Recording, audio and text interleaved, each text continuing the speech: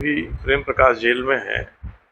उसने तो ईडी के लोगों से ये कहा कि भाई साहब हमको आप 2 दिन के लिए छोड़ दीजिए बाहर, देखिए मैं कितना लोगों से पैसे उगा लेता हूँ। ये सब मामले राज्य की सरकार थी तो ये लोग ट्रेनिंग ले रहे थे, प्रोबेशनर की तरह से उसमें काम कर रहे थे।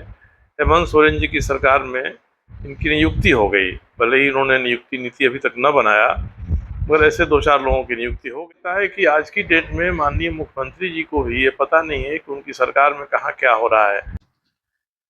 जोहार, जनमन की बात में आपका स्वागत है। मैं हूं आनंद कुमार। मैं किसी भाजपा कार्यकर्ता को यह महसूस नहीं होने देना चाहता कि जमशेदपुर में उनका कोई विधायक नहीं है। मैं सबका काम करता हूं, सबसे मेरे अच्छे संबंध। जेल में बंद प्रेम प्रकाश ने ईडी के अधिकारियों से कहा कि उसे सिर्फ 2 दिन के लिए बाहर कर दिया जाए, छोड़ दिया जाए, तो वे जितना कहेंगे उतने पैसों का इंतजाम वो कर देगा। जब भी धनबाद या जमशेदपुर पश्चिम की तरफ जाता हूं, लोग परेशान होने लगते हैं, चर्चा करने लगते हैं कि शायद मैं यहां से चुनाव लड़ूंगा। प्रेम प्रकाश और अमित अग्रवाल जैसे बिचौलियों ने रघुवर दास के शासनकाल में ट्रेनिंग पाई और हेमंत सोरेन के कार्यकाल में उनकी फुल टाइम पोस्टिंग हो गई। हेमंत सोरेन ने नियुक्ति नीति भले न बनाई हो, लेकिन बिचौलियों को नियुक्ति जरूर मिल गई। रघुवर दास प्रेम प्रकाश के जिगरी दोस्त पुनीत भार्गव की गाड़ी इस्तेमाल करते थे। भांडा फूट गया तो कार गायब हो गई। पुनीत भार्गव आज अगर गायब है तो उसकी भूमिका जरूर निर्धारित होगी, या तो वह ईडी का गवाह बनेगा या गायब हो जाएगा। ईडी अगर हेमंत सोरेन से सवाल पूछेगी और रघुवर दास को छोड़ देगी तो सवाल तो उठेंगे ही। मोदी सरकार और बीजेपी के खिलाफ विपक्षी दलों की एकता के पीछे सीबीआई और ईडी का डर है। झारखंड में ईडी ने मामला काफी फैला दिया है, अब उसको समेटने की जरूरत है। मामलों को समेट कर और फिर चार्जशीट करके आरोप तय करना चाहिए ईडी को। बन्ना गुप्ता को जमशेदपुर के लोग अच्छी तरह जानते हैं। भले प्रदेश के लोग उन्हें नहीं जानते हों, लेकिन मंत्री बन जाने से मान नहीं बढ़ जाता। टिम्स में काम करने वाली आउटसोर्सिंग कंपनी के 2 लोगों ने मुझसे कहा कि उनको कॉन्ट्रैक्ट देने की एवज में स्वास्थ्य मंत्री ने पहले हिस्सेदारी मांगी, बाद में लेन देन किया और अब उनसे हर महीने एक निश्चित रकम देने को कहा जा रहा है। गुप्ता ने मुझ पर 4 मामलों में मुकदमा किया है, 5वें के लिए नोटिस दिया है, लेकिन वे अश्लील चैट के मुद्दे पर मुझ पर मानहानि का मुकदमा क्यों नहीं करते। मैंने तो कहा है कि मंत्री का वो वीडियो चैट असली है। मैं चुनौती देता हूं कि इस मामले में वे मुझ पर मानहानि का मुकदमा करें। जमशेदपुर में बीजेपी ने हिंदुओं को मझदार में छोड़ दिया है। प्रदेश के नेता ट्वीट करके छुट्टी पा लेते हैं, लेकिन जमशेदपुर में कोई भी भाजपाई बन्ना गुप्ता के खिलाफ नहीं बोलता। आप समझ गए होंगे ये सारी बातें मैंने तो नहीं कही होंगी, किसने कही होंगी ये भी आप जानते हैं। जी हाँ, ये सरयू राय है। सरयू राय किसी परिचय के मोहताज नहीं है। आप उनको पसंद करें या ना पसंद करें, उनसे सहमत हों या असहमत हों, उनकी प्रशंसा करें या निंदा, लेकिन उनको इग्नोर करना, नजरअंदाज करना संभव नहीं है। तिजोरी में बंद काला धन हो, सरकार के किसी स्तर पर हो रहा भ्रष्टाचार हो, माफियागिरी या रंगदारी हो, पर्यावरण का मसला हो या प्रदूषण की समस्या, आपको सरयू राय हर जगह मिल जाएंगे। ये किसी को बख्शते नहीं, किसी को छोड़ते नहीं, चाहे वह उनका अपना हो या बेगाना। इसलिए आज राजनीति में इनके दोस्तों की संख्या कम और विरोधियों और आलोचकों की संख्या ज्यादा है। लेकिन सरयू राय को कोई फर्क नहीं पड़ता। सोशल मीडिया से लेकर सदन तक और सदन से लेकर सड़क तक हर जगह वह मुखर रहते हैं, मुखर दिखते हैं। मैंने कल उनसे अलग अलग मुद्दों पर, अलग अलग विषयों पर लंबी बातचीत की थी। इस वीडियो में आप उनके बेबाक विचारों को सुन सकते हैं, लेकिन वीडियो लंबा है, इसको पूरा सुनिएगा। और वीडियो सुनने के पहले एक गुजारिश है कि चैनल को सब्सक्राइब कर लीजिए, वीडियो को लाइक और शेयर कीजिए और कमेंट करके अपनी राय, अपनी प्रतिक्रिया मुझे जरूर बताइएगा। जमशेदपुर में भारतीय जनता पार्टी के लोग हाथ धोकर सिर्फ आपके पीछे पड़े रहते हैं, जबकि यहाँ कांग्रेस के विधायक जमशेदपुर पश्चिम से बन्ना गुप्ता, जो सरकार में मंत्री हैं, वह भी यही हैं, लेकिन भाजपा उनका विरोध नहीं करती। इसका क्या कारण आपको लगता है? भारतीय जनता पार्टी के हम लोग के मित्र हैं, कुछ लोगों को छोड़कर भाजपा के सभी लोगों से हम लोगों का संबंध है, और मैं उसमें से किसी भी भाजपा कार्यकर्ता को ये महसूस नहीं होने देना चाहता हूँ कि साहब यहाँ आपका विधायक नहीं है। जो आते हैं सबका हम लोग काम करते हैं, मुट्ठी भर एक दर्जन लोगों को छोड़ दीजिए। तो अब जो मामले होते हैं, विपक्षी दल में आप हैं, तो जमशेदपुर के आसपास से जमशेदपुर के रहने वाला मंत्री कोई भ्रष्टाचार कर रहा है, भ्रष्ट आचरण कर रहा है, तो उसके खिलाफ साहब आप एक शब्द बोलेंगे नहीं, तो सब लोग उड़ रहे हैं उसमें कि जो एक कोठरी बन गई है। आपके पड़ोसी विधायक बन्ना गुप्ता जो राज्य सरकार में स्वास्थ्य मंत्री हैं, उनके बारे में या उनके विभाग के बारे में आप जो भी टिप्पणियां करते हैं या जो भी ट्वीट करते हैं, उसको लेकर वे आप पर तुरंत एक मानहानि का मुकदमा कर देते हैं। आपको क्या लगता है, बन्ना गुप्ता ऐसा क्यों करते हैं? क्या इसलिए कि मामला न्यायालय में चला जाएगा, फिर आप उस पर कुछ बोल नहीं पाएंगे? ये कारण हो सकता है। और दूसरी बात कि भारतीय जनता पार्टी जो इस समय राज्य में प्रमुख विपक्षी दल है, सत्तारूढ़ दल के मंत्री जो जमशेदपुर में हैं, उनके बन्ना गुप्ता के खिलाफ उनका कोई कार्यक्रम नहीं होता है, न किसी नेता का कोई बयान आता है। तो जब सरकार के मंत्री के खिलाफ बयान नहीं आता है, लेकिन वे लोग आपकी बड़ी आलोचना करते हैं, बड़ी निंदा करते हैं। देखिए, बन्ना गुप्ता को जमशेदपुर को लोग अच्छी तरह जानते हैं, भले ही प्रदेश के लोग ना जानते हों। जब वो चुनाव जीते, मुझसे बात किया कि अब हम लोग का एक एक चुनाव क्षेत्र हो गया है, हम पश्चिमी में रहे हैं, आप चाचा पूर्वी में रहिए। तो हमने कहा कि आपका विचार ठीक है, आप पश्चिमी में रहिए। उनमें मुझे जब जमशेदपुर पश्चिम के लोग बुलाते हैं किसी काम के लिए, तो इनको लगता है कि साहब मैं यहाँ से भी चुनाव लड़ सकता हूँ। तो मैं तो ये कहता हूँ कि कोई समस्या मैं उठाता हूँ जमशेदपुर पश्चिम का, तो आगे बढ़कर उस समस्या का समाधान मंत्री के नाते आपको कराना चाहिए। अब जो काम आप करने जाते हैं नदी में कहीं भी, तो मैं तो सुझाव के तौर पर कहता हूँ कि कानूनन ये काम गलत है। अब इसमें बातें आती हैं तो वो ले लेते हैं कि हमारे खिलाफ है, उन्होंने हम पर 4 मुकदमा किया, अब 5वें की नोटिस दिया है। तो मैंने उनसे यही कहा है कि भाई मैं आपको ऐसे मौके देते रहूँगा और मुकदमा करने की आप तैयारी करिए, क्योंकि मामला जब न्यायालय में जाएगा, मानहानि पर विचार होगी, तो सबसे पहले न्यायालय ये तय करेगा ना किसका मान कितना है। मंत्री बन जाने से तो मान बढ़ नहीं जाता है। आप साहब इस शहर में रहकर शुरू से जो चीज़ें करते रहे और मंत्री रहते हुए जो कर रहे हैं, उसके आलोक में आपका मान कितना है, आपकी प्रतिष्ठा कितनी है कि उसका हनन हुआ है। 10 करोड़ रुपए का मानहानि आप अगर कर रहे हैं, तो तय करेगा न्यायालय कि आपका मान, आपकी प्रतिष्ठा 10 करोड़ की है कि 10 रुपये की है, या वो भी नहीं है, या मैंने जो कहा है कहीं से वो मानहानि उससे नहीं होती है। एक लोक सेवक कोई काम करता है, उसको काम करने में कोई त्रुटि होती है तो उसका उठाना, उसके खिलाफ आवाज़ उठाना हर आदमी का काम है। तो मैंने तो यही किया है हर मामले में। रिम्स के प्रभारी निदेशक की नियुक्ति के मामले में भी आपने ट्वीट किया था, सवाल उठाए थे, मुख्यमंत्री को इस मामले को देखने के लिए कहा था। तो क्या आपको लगता है इस मामले में भी बन्ना गुप्ता पर मुकदमा कर सकते हैं मानहानि का? अब मैं तो इंतजार कर रहा हूँ कि मैंने जो कहा है आप बताइए। और इस मामले में तो ये पूरी सरकार कटघरे में है साहब। साफ प्रावधान है कि रिम्स का कोई निदेशक बनेगा अप्रत्याशित तौर पे तो वरिष्ठतम प्रोफेसर होगा। यहाँ वरिष्ठतम में एक विद्यापति, डॉक्टर विद्यापति हैं, उनको होना चाहिए था, उनकी सर्विस भी ज़्यादा है, बना दिया इन्होंने उसे जूनियर को। तो मुख्यमंत्री से मैंने यही कहा है कि अगर ये परंपरा बन जाएगी तो बड़ी घातक होगी। आगे रिटायर करते रहेगा निविदा से चुना हुआ निदेशक, और लंबे समय तक ये आते रहेंगे, फिर इनको एक्सटेंशन दिया जाता रहेगा साहब।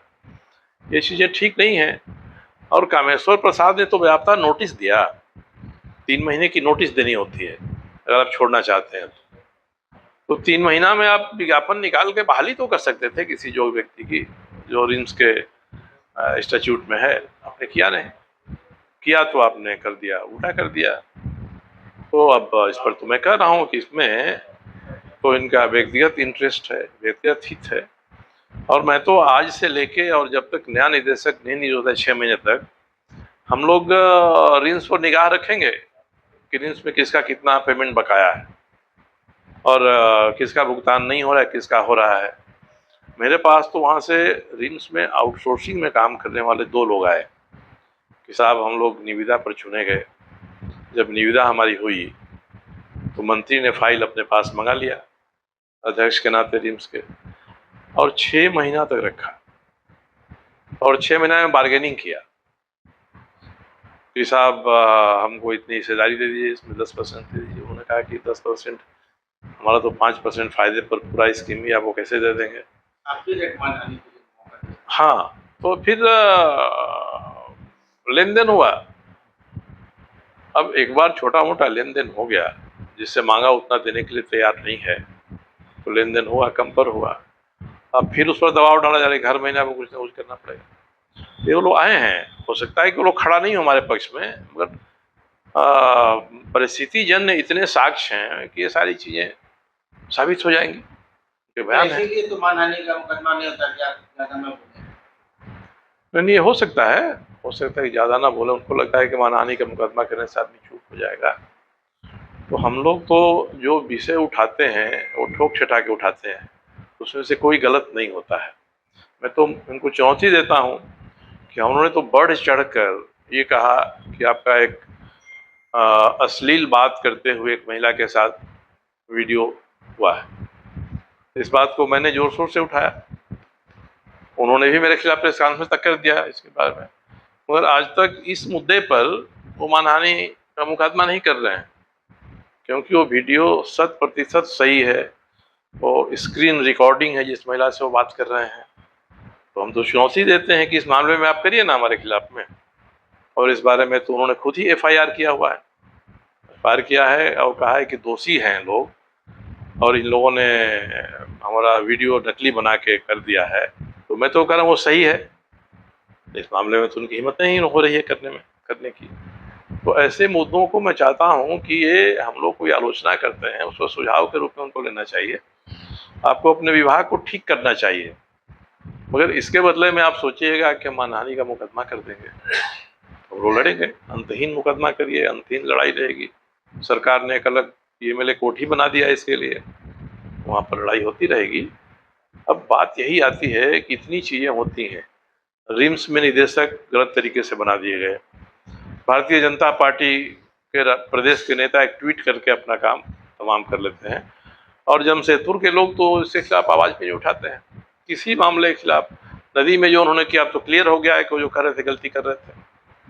कोई भी जमशेदपुर में भारतीय जनता पार्टी का जो पदाधिकारी है इस पर बोलता ही नहीं है। ये तो उनको हिंदू हृदय सम्राट कहते हैं। जमशेदपुर में पिछले दिनों रामनवमी से लेकर उसके बाद तक जो घटनाएं हुई, रामनवमी का जुलूस नहीं निकला, उसके बाद शास्त्री नगर की घटना हो गई, तो आपका इसमें क्या सोचना है? आपने जो स्टैंड लिया उसकी तो लोगों ने बड़ी तारीफ की, भाजपा के लोगों ने भी बहुत तारीफ की थी, लेकिन उसके बाद इन चीजों को पूरी तरह से उलझा कर रख दिया गया। भाजपा के लोगों ने तो इस पूरे आंदोलन को मझधार में छोड़ दिया। अब रामनवमी के समय से मामला उठा था, यहाँ के DC हैं, SP हैं, उनके खिलाफ कुछ लोगों ने कड़ा अप्रिय बयान भी दिया, इन लोगों ने भी उसको मुद्दा बना लिया। अब जिस तरह गिरफ्तारियां हुई उसके विस्तार में जाना जरूरी नहीं है, मगर अभय सिंह की गिरफ्तारी हुई, मुझे सूचना मिली, तो अभय सिंह से मेरे कोई बड़ी प्रिय संबंध तो नहीं रहे हैं। रघुवर दास जी ही जब वो विकास मोर्चा से आए भाजपा में तो मेरे खिलाफ उनका इस्तेमाल करते रहे थे, आरोप भी लगाया मेरे ऊपर। तो मैंने तो लगा कि एक हिंदू हित के लिए कोई आंदोलन हुआ, उसमें कोई व्यक्ति गिरफ्तार है तो जाकर मिलना चाहिए, कुशल से पूछना चाहिए। मैं वहाँ गया। आज तक DC और SP मेरे लिए नाराज रहते हैं कि साहब मैं क्यों जाके उनको हाजत से बाहर निकलवा दिया, क्यों मैंने उनके लिए टूथब्रश और पेस्ट का इंतजाम करा दिया, क्यों मैंने उनको वहाँ नाश्ता करा दिया। अभी भी लोग आपसी बातचीत में कहते हैं प्रशासन के लोग, ये गलत हुआ। तो 2-3 लोगों को तो प्रशासन टारगेट में रखा है। अब इसमें तो भारतीय जनता पार्टी को इस मामले को टेकअप करना चाहिए, तो उन्होंने टेकअप नहीं टेकअप किया। तो एक कोई समिति बनाई गई, सर्वजन हिंदू समिति बनी, उन्होंने कहा कि इसके लिए अब सर्वजन हिंदू समिति ही आंदोलन करेगी। तो उसका हस्ताक्षर अभियान चला। कहीं भी जमशेदपुर पूर्वी में भाजपा के लोग सामने नहीं आए, केवल हमारे साथ जो लोग हैं उन्होंने हस्ताक्षर अभियान चलवाया। बड़ी बैठक होने वाली थी कि बड़ा आंदोलन होगा। मैं 4 बजे बुलाई गई थी बैठक, मैं ही बैठा था कि 4 बजे जाऊंगा। तो मेरे पास उसके जो आयोजक थे, उस आयोजक में से एक बड़े व्यक्ति विनम्रता के साथ आए, बैठे, आधा घंटा इधर उधर की बात किया और उन्होंने कहा कि देखिए हम लोग बैठे थे आज सुबह में कि कैसे संचालन होगा उस मीटिंग का। यही तय हुआ कि सभी जो जनप्रतिनिधि हैं वो मंच पर रहेंगे, उनका भाषण होगा। उस समय सबों ने स्वीकार कर लिया। गुंजन यादव जो अध्यक्ष हैं यहाँ के, वो स्वीकार किया, हाँ ठीक है ठीक है। जब चले गए तो कहीं से उनका पेच कसा गया। उन्होंने फ़ोन किया और कराया मेरे बारे में कि सरजू राय रहेंगे तो हम लोग नहीं आएंगे। तो मेरे पास यही कहने के लिए आए थे कि ऐसी ऐसी स्थिति है। मैंने कहा कि अगर लगता है आपको कि हमारे वहाँ जाने से आपकी हिंदू एकता खंडित हो जाएगी तो मैं वहाँ नहीं जाऊँगा। मेरा पहले भी रांची में वीर कुंवर सिंह पार्क में कुंवर सिंह की प्रतिमा का उद्घाटन है, उसमें बुलाया लोगों ने, मुख्यमंत्री उद्घाटन कर रहे हैं उसका। मैं चला जाऊँगा, मैं बोल दूंगा कि मेरा प्रोग्राम था इसलिए मैं नहीं आया। कहा ठीक है, मैं नहीं गया।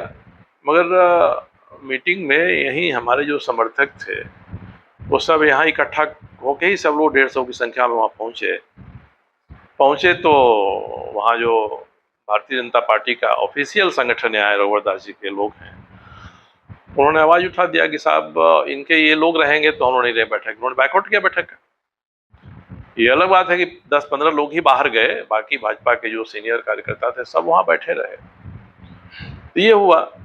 अब इसके बाद ये सर्वजन हिंदू समिति कोई कार्यक्रम तय करती तो बीच में हुआ कि नहीं भारतीय जनता पार्टी के नेता जाएंगे और जमशेदपुर में और पूरे कोल्हान में धरना करेंगे, सब करेंगे। लोग आए। अब साहब धरना कर दिया आपने, धरना के बाद क्या हो गया कुछ पता ही नहीं है। आज तक मामला बेताल खाते में पड़ा हुआ है। तो इसका मतलब कि हिंदू हितों के ऊपर जो कुठाराघात हुआ था उसके खिलाफ आपने आंदोलन को मझधार में लटका दिया, न अपने किया न दूसरे को करने दिया। आज ये सवाल नहीं है कि डीसी ने क्या कहा, सीनियर एसपी ने क्या कहा। हर अफसर काम करता है तो प्रिय अप्रिय बातें होती हैं उसके साथ। इसलिए मैं ये मानता हूँ कि डीसी, सीनियर एसपी अपने काम के दौरान कई ऐसे निर्णय लेते हैं जिस निर्णय से लोग सहमत नहीं होते, वो सहमत नहीं होते हैं, मगर ये अपने काम के दौरान लिया गया निर्णय उनका है। अब इसका जो फलाफल हो रहा है उससे अगर पूरा हिंदू समाज जमशेदपुर में दब कर रहे और कोई आगे से झंडा उठाने की हिम्मत नहीं करे साहब, और कोई अपने मंदिर में पूजा पाठ नहीं करे, तो ये तो सही स्थिति नहीं है। अब इसके बाद एक दिन अखबार में मैंने देखा कि सरकार ने बहस किया है अभय सिंह के केस में कि ये दंगा, सुनियोजित दंगा कराने का आरोप है इनके ऊपर। तो मैंने ट्वीट किया था कि भाई जमशेदपुर की जो ये घटना, उसमें दंगा होने की बात कहाँ है। रामनवमी घटना हुई, उसमें समझौता होकर झंडा विसर्जन बाद में हो गया, एक ही पता। उसके बाद एक कहीं अफ्तार पार्टी हो रही थी और वहां से लोग झुंड में इकट्ठा हुए और शास्त्री नगर के सामने एक मंदिर पर हमला कर दिया, वहां मांस का टुकड़ा बांध दिया।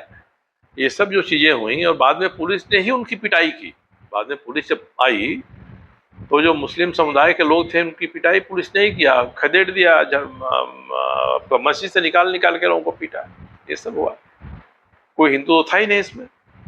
तो ये मुकदमा हुआ तो जो पीटे गए थे, पकड़े गए थे, तो उनको बैलेंस करने के लिए प्रशासन ने हिंदू की तरफ से भी 15-20 लोगों को पकड़ लिया।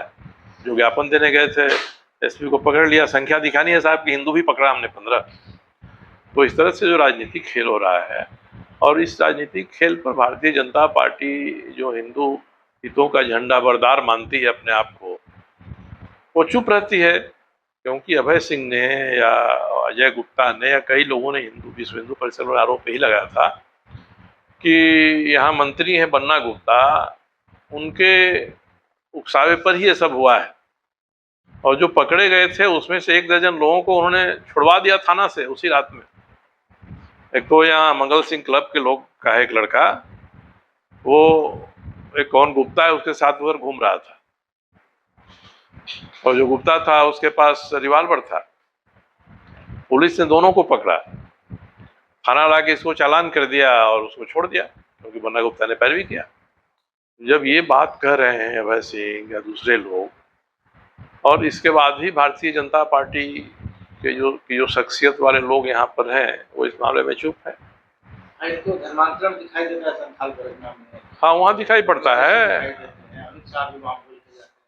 लेकिन तो जो चीजें आसपास इनके हो रही यहाँ हो रही हैं उसके मामले में तो सामने इसलिए कि सामने बन्ना गुप्ता है, इसलिए बन्ना गुप्ता का हम बचाव करेंगे। तो अगर Bharatiya Janata party B team हो गई है पूरी तरह से, इसीलिए हम लोग भी सोच रहे हैं क्या किया जाए। इस मामले को तो झारखंड के स्तर पर ही उठाना होगा। कम से कम ऐसे जगह हैं, शहरी इलाके हैं जहाँ इस तरह की भावनाओं वाले लोग हैं। चुनाव आएगा तो हम लोग वहाँ प्रचार करेंगे कि भाई ये भारतीय जनता पार्टी जो हिंदू हित की बात करती है वो जमशेदपुर में क्या कर रही है। तो हिंदू हित की बात पर आप सामने नहीं आएंगे, भ्रष्टाचार अगर बन्ना गुप्ता कोई करेगा उस पर आप सामने नहीं आएंगे, तो एकमात्र आप सिंबल के नाते हेमंत सोरेन के खिलाफ 2-4 बयान दे के ट्वीट करके आप छोड़ देते हैं। मैं तो यही कहता हूँ कि भारतीय जनता पार्टी ने बड़ा प्रदर्शन किया हेमंत सोरेन के सरकार के इसमें सचिवालय घेराव का।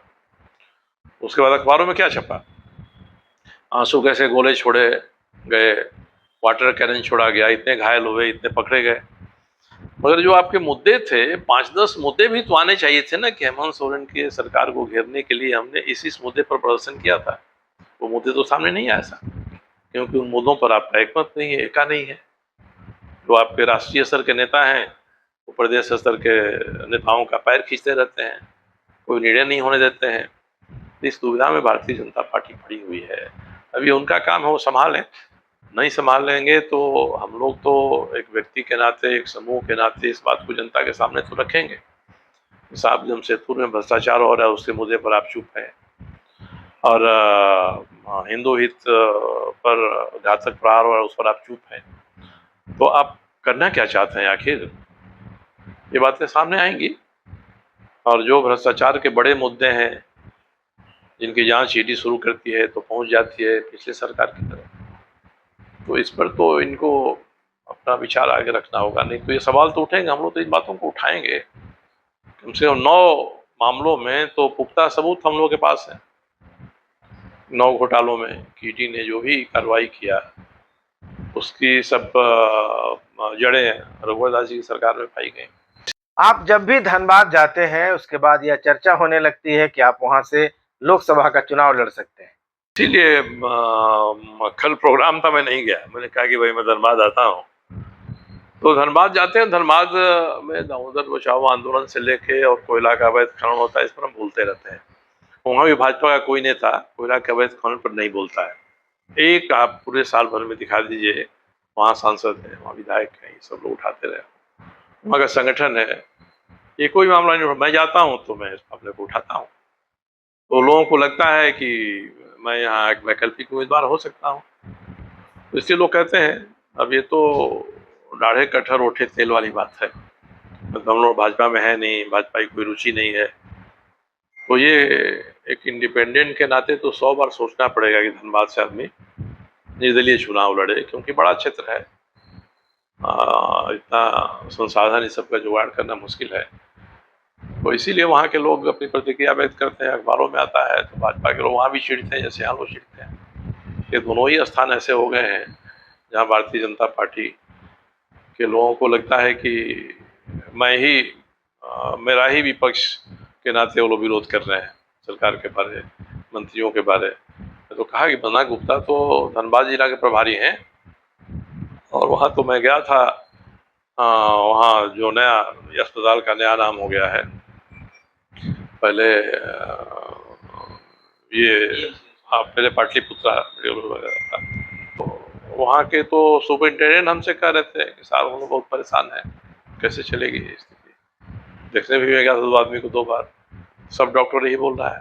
तो जमशेदपुर में कोई स्वास्थ्य विभाग के नाते भी तो बन्ना गुप्ता का ये मामला हो सकता है, इसको नहीं उठाता है, जमशेदपुर में उठाते नहीं है साहब। तो आपकी रुचि क्या है, किस चीज़ में है? केवल हेमंत सोरेन का नाम ले लेने से तो नहीं हो जाता है। कल आपने एक ट्वीट किया था, हिंदुस्तान अखबार की एक कटिंग लगाई थी, इसमें यह सवाल किया गया था कि आखिर अमित अग्रवाल और प्रेम प्रकाश के पीछे कौन से बड़े लोग हैं। आपने भी इसको लेकर सवाल किए थे। अमित अग्रवाल और प्रेम प्रकाश, ये दोनों आज झारखंड में भ्रष्टाचार और दलाली के प्रतीक बन गए हैं। इन दोनों के ही अपने अपने संरक्षक रहे हैं, जिनके संरक्षण में ये लोग आगे बढ़े हैं। 2 साल पहले तक अमित अग्रवाल का नाम सुनते ही झारखंड के नौकरशाही के कान खड़ा हो जाते थे और इस नाम से जो भी फ़ोन आता था, पैरवियाँ आती थी, उसको करने के लिए लोग तत्पर रहते थे। स्पष्ट है कि जो सरकार में बैठे हुए सत्तासीष पर लोग हैं, उनका कोई न कोई ऐसा कनेक्शन इस व्यक्ति से था जिसके कारण से इस व्यक्ति की बड़ी धाक जमी हुई थी नौकरशाही में, सरकार के भीतर में। उसी तरह से प्रेम प्रकाश, ये 2016-17 से ही ये शख्स सामने आए। उस समय हम लोगों की सरकार थी, राजबाला वर्मा मुख्य सचिव थी, रघुवर दास जी मुख्यमंत्री थे। इन दोनों से उसका ऐसा अभिन्न रिश्ता था, जैसे लगता था कि इन दोनों का संवाद वाहक वही हो गया है और लोगों को ट्रांसफ़र कराना है, कहीं अच्छी जगह पर पोस्टिंग करानी है, तो इसके लिए लोग इसका सहारा लेते थे। मुझे तो एक व्यक्ति ने कहा कि अभी प्रेम प्रकाश जेल में है, उसने तो ईडी के लोगों से ये कहा कि भाई साहब हमको आप 2 दिन के लिए छोड़ दीजिए बाहर, देखिए मैं कितना लोगों से पैसे उगा लेता हूँ इस सब मामले में। तो ये प्रेम प्रकाश तो उस समय ही पैदा हुए थे, उसको लपक लिया हेमंत सोरेन जी की सरकार ने। तो अमित अग्रवाल, प्रेम प्रकाश, ये सबके सब के संरक्षक कौन हैं, ये कोई नाम छुपा हुआ नहीं है, हर लोगों के दिमाग में है। अखबार ने एक सवालिया निशान लगाया, ये कौन है? कौन है का मतलब कि कोई न कोई इसके पीछे है और ईडी को जाना चाहिए वहाँ तक। अभी तक करीब 9 मामलों में ईडी ने इस राज्य में तहकीकात किया है। सभी 9 मामले में जो जड़ें हैं घोटाले की, वो घोटाले की जड़ें 2015-16 तक गई थी और उसमें कौन मुख्यमंत्री थे, कौन मुख्य सचिव थे, ये सभी लोग जानते हैं। अब ईडी के साथ ये समस्या हो सकती है कि वह अपने आप को 2020 तक ही सीमित रखे, 2020 के पहले न ले जाए। अगर 2020 के पहले तक नहीं ले जाएंगे तो 2020 के बाद वालों पर भी आप वो उतना पुख्ता केस नहीं बना सकेंगे। झारखंड में भ्रष्टाचार की जो धारा बही और जिस तरह से शासन में, मैं राजनीतिज्ञों के बारे नहीं कहूँगा, मगर जो अफसर हैं, प्रभावशाली हैं, उनमें से किस अफसर को कहाँ हम पोस्ट कराएं, इसके लिए तो एक सरकार से बाहर लघु तंत्र, छोटा तंत्र बना हुआ है। 4-5 लोग हैं, ये तय करते हैं कि इस अफसर को कहाँ भेजना है साहब, जहाँ ज़्यादा पैसे हैं, जहाँ ज़्यादा काम है, वहाँ इनको भेजना है। तो इसी स्थिति में इनका उदय हुआ है और ये लोग सत्ता के, शासन के प्रतीक बन गए। मैंने पहले भी कहा था कि रघुवर दास जी की सरकार थी तो ये लोग ट्रेनिंग ले रहे थे, प्रोफेशनल की तरह से उसमें काम कर रहे थे। हेमंत सोरेन जी की सरकार में इनकी नियुक्ति हो गई, भले ही इन्होंने नियुक्ति नीति अभी तक न बनाया, मगर ऐसे 2-4 लोगों की नियुक्ति हो गई और उसके कारण से ही ये पुराने अनुभव का लाभ उठाकर नए संदर्भ में अपना खेल खेलने लगे। जब रघुवर दास जी की सरकार थी, उसमें राजबाला वर्मा जैसा अफसर था, मुख्य सचिव के पद पर थी, तो वो नियंत्रित करती थी इनको, कंट्रोल वे में होता था।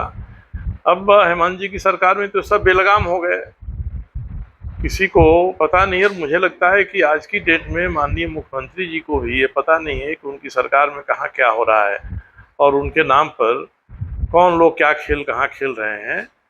ये विडंबना आज हो गई है। नियंत्रित से अनियंत्रित वातावरण में काम करने लगे हैं ये लोग, तो इनका पावर और बढ़ गया है, इनकी दुरभिसंधि लोगों के साथ और भी पुख्ता हो गई है। ईडी की जांच में अभी तक यही देखने को मिला है कि बिचौलियों पर कार्रवाई हुई, गिरफ्तारी हुई, कुछ सरकारी पदाधिकारी, आईएएस अधिकारी भी गिरफ्त में आए, लेकिन राजनीतिक गलियारों तक ये जांच अभी नहीं पहुंची है। ईडी वहां तक पहुंचती है लेकिन दरवाजे से लौट आती है। तो आपको क्या लगता है कि घोटालेबाजों के राजनीतिक संरक्षकों तक ईडी की जांच या उनकी कार्रवाई क्यों नहीं पहुंच पा रही है? नहीं, देखिए, उन तक जाना, केवल पूछताछ कर लेना मुख्यमंत्री से या किसी मंत्री से, ये पर्याप्त नहीं है। जो पूछताछ में बात सामने आएगी और ईडी जो आरोप लगाएगी उसको न्यायालय में साबित करना पड़ता है। अब ये जो 2-3-4 नाम हैं, प्रेम प्रकाश हैं, अमित अग्रवाल हैं, छवि रंजन हैं, पूजा सिंघल हैं, मुझे लगता है कि इन्हीं में से कोई एक या दो अपनी जुबान खोलेगा तो फिर सत्ता शीर्ष पर बैठे लोगों तक ईडी पुख्ता सबूत के साथ पहुंच पाएगी। और मुझे लगता है कि ज़रूर इस पर काम हो रहा होगा। एक आध लोग ऐसे जो ईडी के गवाह बनना चाहते थे जेल में, सुमन थे जिनका पैसे पकड़े गए थे, सीए थे, खबर आ गई कि ये सरकारी गवाह बनेंगे, तो जेल में कितनी प्रताड़ना हुई इस व्यक्ति की। तो जेल में भी इन लोगों का ही साम्राज्य स्थापित हो गया है। इसी तरह से जो मुंह खुलने की स्थिति में आएगा शुरू में, उसको बड़ी दबाव झेलना होगा। अगर इन लोगों के बीच से ही रास्ते निकलेंगे, वर्तमान सत्ता शीर्ष पर लोग हैं, पहले वाली सरकार में सत्ता शीर्ष पर लोग थे, तो इन लोगों को पकड़ में ईडी लाना चाहेगी तो इनके माध्यम से ही ईडी ला सकती है। कुछ सबूत तो तैर रहे हैं ना, जैसे प्रभुदास दास जी का एग्रीको में घर है, उस एग्रीको के घर में इनोवा कार खड़ी है, इनोवा कार के दोनों तरफ पति पत्नी हैं, वहाँ वो 2 साल से चल रही थी, 2021-2020 से। और जब भंडा फूट गया इसका, उसके बाद वो कार गायब हो गई। पता चला कि वो कार ये प्रेम प्रकाश के जो परम सहयोगी, उनके पार्टनर थे पुनीत भार्गव, उन्होंने खरीदा था, बैंक से लोन ले खरीदा था और खरीद के दे दिया था। ऐसे ही एक और बड़ी गाड़ी है, उसकी बात आ रही थी, जिसको रांची के कुछ लोगों ने खरीदा था।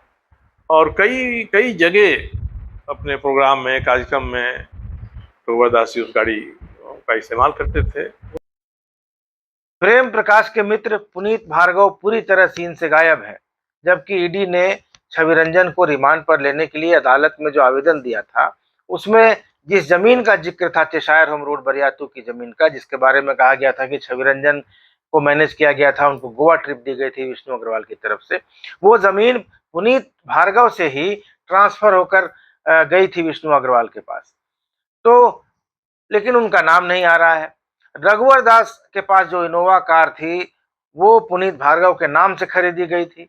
तो प्रेम प्रकाश के इतने नजदीकी मित्र पुनीत भार्गव, जिनके नाम से इनोवा गाड़ी खरीदी गई, वो रघुवर दास जी को दी गई, या फिर वो जो जमीन खरीदी गई चेशायर होम की, जिसके बारे में आज अखबारों में छपा है कि उसमें से 15 करोड़ रुपए ट्रांसफर किए गए प्रेम प्रकाश के खाते में। तो ऐसे महत्वपूर्ण जो व्यक्ति हैं, वो अभी चर्चा से गायब है। न वो ईडी की जांच के दायरे में है, न ईडी की गिरफ्त में है, न वो दिखाई दे रहे हैं। तो आपको क्या लगता है कि पुनीत भार्गव इस पूरे मसले पर सीन से गायब क्यों है और उनका क्या किरदार हो सकता है?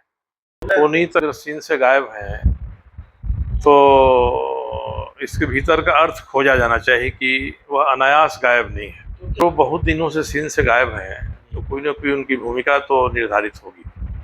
या तो ईडी के सहयोग में वो जाएंगे और भंडा फोड़ेंगे किसने क्या किया और किसके कहने से किया, या फिर वो दबाव में कहीं अंतर्ध्यान हो जाएंगे। यही तो हो सकता है।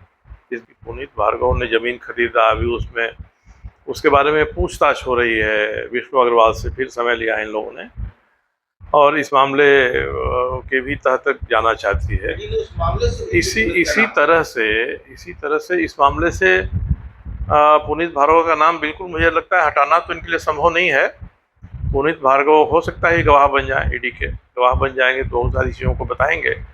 उसी तरह से पुनीत भार्गव से यह भी पूछना चाहिए कि किसके कहने से आपने रघुवर दास जी के लिए गाड़ी खरीदा, और गाड़ी उनके गराज में रही, उनके यहाँ चलती रही, और जब ये मामला भंडा फूटा इसका, तो गाड़ी सीन से गायब है, पता नहीं आज गाड़ी कहाँ है। उसी तरह से फॉर्च्यूनर गाड़ी का भी एक मामला है। तो ईडी को तो दोनों से पूछना चाहिए। केवल ईडी विष्णु अग्रवाल से या हेमंत सोरेन से पूछताछ करेगी और रघुवर दास जी को छोड़ देगी, तो इससे तो ईडी की साख पर सवाल उठेगा, और वही सवाल आज विपक्षी दल इकट्ठा होकर उठा रहे हैं। उनके पीछे मुख्यतः सीबीआई ईडी का ही डर है, जिसके कारण से सब इकट्ठा हो रहे हैं। तो ईडी सीबीआई और ईडी दोनों को पारदर्शिता के साथ तो कुछ काम करना होगा। नहीं करेंगे तो लोगों के जुबान पर जो मामले हैं, पता चलेगा कि ये कुछ छोड़ रहे हैं आप और एक के खिलाफ कार्रवाई करने की सोच रहे हैं। इसलिए अब ईडी के लोग हैं, ये जाने उनकी क्या योजना है। उनको पॉलिटिकल क्लियरेंस लेना पड़ता है। जो भी राजनीतिक मामले हैं, राजनीतियों के मामले हैं, सीबीआई हो, ईडी हो, सबको पॉलिटिकल क्लियरेंस लेना पड़ता है मिनिस्ट्री से। लिया है कि नहीं लिया है, लिया है तो एक का लिया है या दोनों का नहीं लिया है, ये मामला कुछ ही दिन में सामने आएगा। क्योंकि अब ईडी के सामने मुझे लगता है कि सबसे बड़ी चुनौती यही है कि वो समेटे अपने आप को।